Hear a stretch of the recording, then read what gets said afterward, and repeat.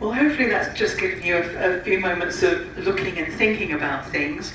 I'm sure what you've already noticed, or it's not just the Hubbard Glacier. We've actually got a few little ones joining us here.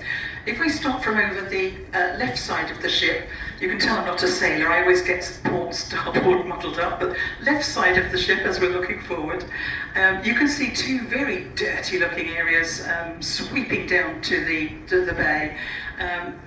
What looks like just snow. It actually is the tail end of two glaciers over on our left here.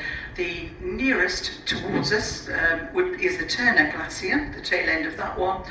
The other one is the Heinke Glacier. And you can see actually how dirty they are, really covered in a lot of the rocks that have fallen on this. I'll come back and describe that in just a minute.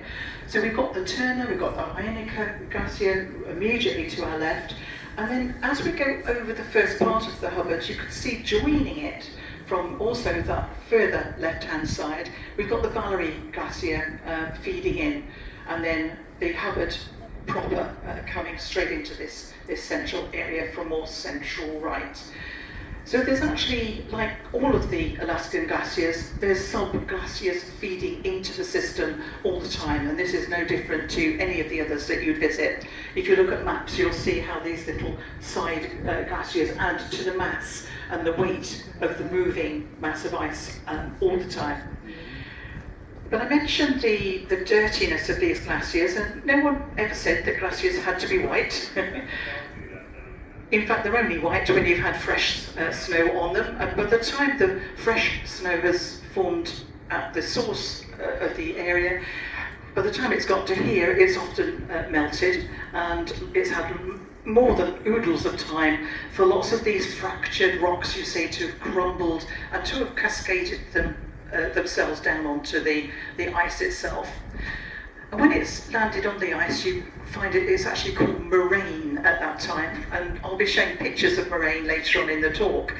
We can very distinctly see one band of moraine here. It's on our left-hand side of the Hubbard Glacier, and it's like a dirty line that's running through and then falling off the face of the glacier to the left there.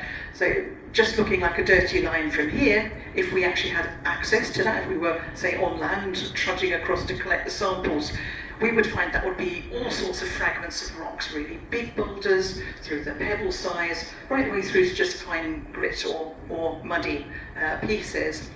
And you can see where it's come from as the glacier's wound its way through that valley in the far distance there. You can see all the rocks incredibly fractured, and the freezing and thawing that the rocks have to go, particularly during the winter period.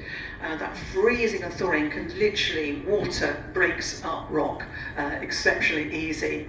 And then they're loose and they will all just tumble down, cascade down.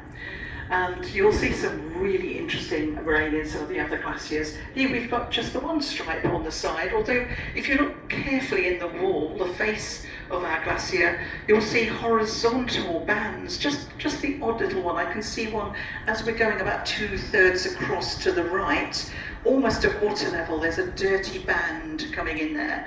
If you've got binoculars, you'll see other little dirty bands. This is where actually ice has come in from the basal layer. So the layer that, when it was way up in its source area, it was frozen to the rock there. And being frozen to the rock, it's ripped it up as it's moved forward, and it incorporates it into that layer, sometimes right up to mid or even upper layers, and enormous boulders can get included that way. And so you get all these bits, not just lying on the top, but also incorporated into it. So where is the actual source area? Well, if we look, it actually, on the map you can see it quite clearly when you look this up, even on the Google Earth, which is pretty good at doing interesting things like this. You can see extending partly into the Canada's Yukon Territory, this absolute dominating glacier works all its way round. So the actual Hubbard Glacier itself actually covers 3,900 square kilometres, extending right from Mount Logan, and that's at a height of about 5,959 metres. It comes all the way down from that height to this sea level in Disenchantment Bay. And that means it's flowing for an incredible 122 kilometres, that's 76 miles, and then it meets the water here. And of course, carving its valleys, as it does, it's shaping these classic U-shaped valleys that you can see now vacant of ice in the landscape, because this landscape has been heavily glaciated in the past. It grinds its way through, it's picking up the rock, it's literally grinding it into rock flour, and it's doing that at a fantastically fast rate here. It's doing it at about 35 metres per year at the moment. This is a really, really quite fast-moving glacier.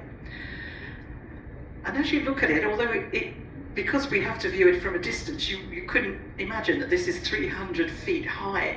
You will be able to judge that in a little while's time. When the catamaran comes back out, you'll see the scale of that against that wall of ice, because that will really show you 300 feet towering in this brilliant blue with the white above us.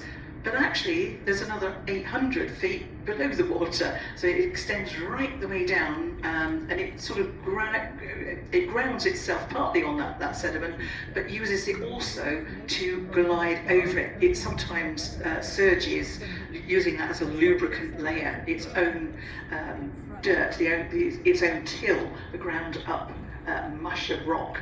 It uses it to glide and surge forward. If you look over the surface as well, that surface of the rock there, you can see it's highly fissured. You've got lots of breaks in it, and these are the crevasses. They're a nightmare if you are trying to traverse any of these areas. Not that many of you might want to do that, you'd probably do it further up where it's flatter. But as it descends through its valley, it's moving, well, usually very, very slowly. It's a very slow-moving river in effect. But it does speed up, even though this is quite a fast glacier, already 35 metres per year. It will speed up because now it's carving off into the water, and it's got a huge weight behind it, pushing and making it move forward. And as it's losing this face here into the water, you can see already lots of small icebergs floating around us everywhere. So it's carving all the time. And as it does, losing that face, you'll find it fractures. If we were just a little higher, we could see that these fractures very often are curved in shape. That's almost, you would think it was sort of, it looks like growth lines or ripples. It looks like ripples in water because it widens the crevasse. As it loses the mass this end, it's still pushing it from the other end, and you get these lovely curved shapes in it.